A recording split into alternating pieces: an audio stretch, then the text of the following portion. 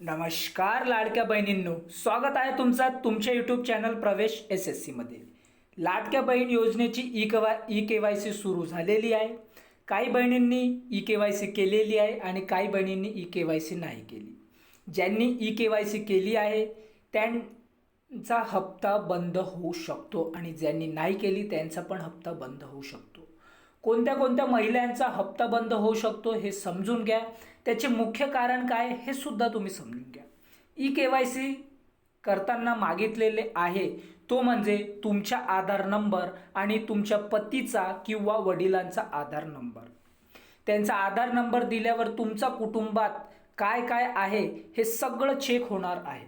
तर त्यामुळे काही महिला अपात्र ठरण्यात येणार आहेत, त्यांना हप्ता मिळणार नाही। त्या कोणत्या महिला असतील जे अपात्र होतील त्यांचे मुख्य पॉइंट्स आपण इथे समजून घेऊया। यामध्ये तुम्ही बघू शकता, सर्वात पहिला पॉइंट म्हणजे तुम्ही महाराष्ट्र राज्याचे रहिवासी असणे आवश्यक आहे।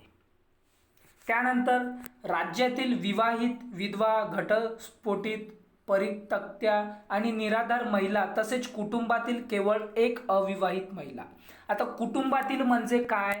कुटुंब म्हणजे तुमचा राशन कार्ड, राशन कार्डवर जे महिला असतात त्यापैकी एक महिला जी आहे ते अविवाहित किंवा एक महिला पाहिजे आणि त्याबरोबर एक मुलगी पाहिजे, तेच या योजनेचा लाभ घेण्यात येतील। जर तुम्ही तुमच्या रेशन कार्डवर जास्त व्यक्ती हा लाभ घेत असेल तर त्यांना हा लाभ भेटणार नाही।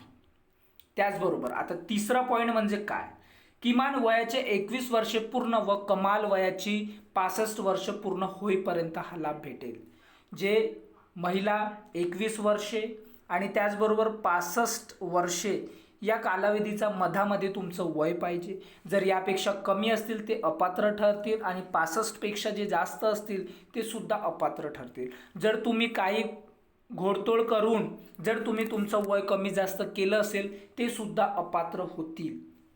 त्याचबरोबर आता चौथा पॉइंट म्हणजे लाभार्थ्यांचे स्वतःचे आधार लिंक असलेले बँक खाते असावे। तुम्ही स्वतःचे जे बँक आहे तुमचे त्या बँकमध्ये तुमचे आधार लिंक असणं गरजेचं आहे। त्याचबरोबर लाभार्थी कुटुंबाचे वार्षिक उत्पन्न 2 लाखापेक्षा जास्त नसावे, कारण तुम्ही तुमचं रेशन कार्डवर जे आहे ते तुमचं 2 लाखापेक्षा जेव्हा तुमची इन्कम येते तेव्हा 2 लाखापेक्षा तुमचं इन्कम पाहिजे नाही, त्यापेक्षा कमी पाहिजे। कारण इथे तुम्ही तुमचा पतीचा आणि तुमचा वडिलांचं तुम्ही इथे आधार नंबर देणार आहे, त्यावरून तुम्हाला सगळं तिथे त्यांना दिसणार आहे की इन्कम सोर्स किती आहे। त्याचबरोबर यानंतर आता बाकीचे पॉइंट, ज्यांच्या कुटुंबातील सदस्य आयकरदाता आहे, जे ITR भरतात, इन्कम टॅक्स भरतात, त्यांच्या सुद्धा हा लाभ त्या लाभार्थ्यांना लाडकी बहीण योजनेचा लाभ भेटणार नाही।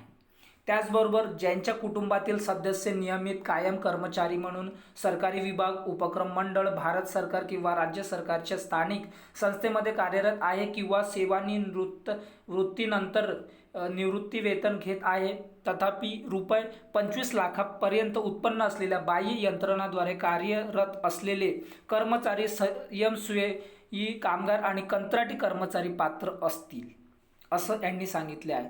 तुम्ही जे आहे जर तुम्ही स्वयंसेवी कामगार आणि कंत्राटी कर्मचारी आहेत तर ते महिला पात्र ठरतील। त्याचबरोबर तुम्हाला हा कोणताही अतिरिक्त जर तुम्ही सरकारी विभागातील काम करणारे असाल तर त्यांना हा लाभ भेटणार नाही, त्यांनी इथे सविस्तर क्लिअर करून दिलेले आहे। त्याचबरोबर आता सदर लाभार्थी महिला शासनाच्या इतर विभागामार्फत राबवण्यात येणाऱ्या आर्थिक योजनेद्वारे दरमहा ₹1500 किंवा त्यापेक्षा जास्त रकमेचा लाभ घेत असेल त्या महिलांना सुद्धा हा लाभ भेटणार नाही। जसं समजू शकता तुम्ही कोणत्या महिलांना संजय गांधी योजना असेल किंवा निराधार योजना असेल अशांना लाडक्या बहीण योजनेचा लाभ भेटणार नाही, कारण तिथेच अगोदर तुम्हाला ते पैसे भेटत आहेत। त्याचबरोबर जे कृषी असतात, कृषी त्यांना ₹500 हे लोक देऊ शकतात, ₹500 तुम्हाला देणार आहे। त्याचबरोबर आता पाचवा पॉइंट काय?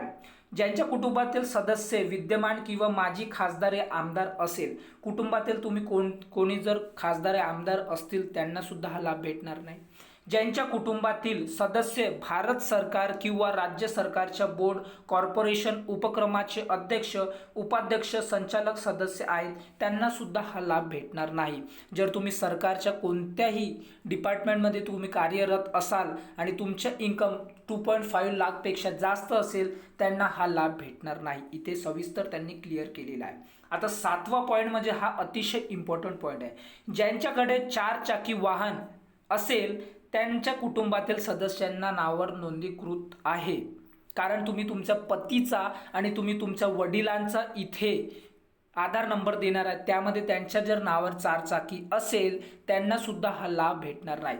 पण जे शेतकरी असतात त्यांच्या नावावर जर ट्रॅक्टर असेल त्यांना हा लाभ भेटणार, पर 4 चाकी असेल त्यांना हा लाभ भेटणार नाही. कारण इथे एक मुख्य पॉईंट म्हणजे हा आहे की तुम्ही तुमचा वडील आणि तुमचे पती यांच्या तुम्ही आधार कार्ड देत आहात म्हणून. अशा प्रकारची ही अपडेट होती. सर्वात जास्तीत जास्त हा व्हिडिओ आपल्या लाडक्या बहिणींना पाठवा, त्यांना हा फायदा होईल. आणि अशाच प्रकारच्या अपडेटसाठी तुम्ही आपल्या चॅनलला सबस्क्राईब करा, व्हिडिओला लाईक करा, शेअर करा, कमेंट करा आणि बेल आयकन सुद्धा प्रेस करा. अशाच प्रकारच्या नवीन अपडेटसाठी आपण भेटूया नंतरच्या व्हिडिओमध्ये. Thanks for watching. जय हिंद, जय महाराष्ट्र.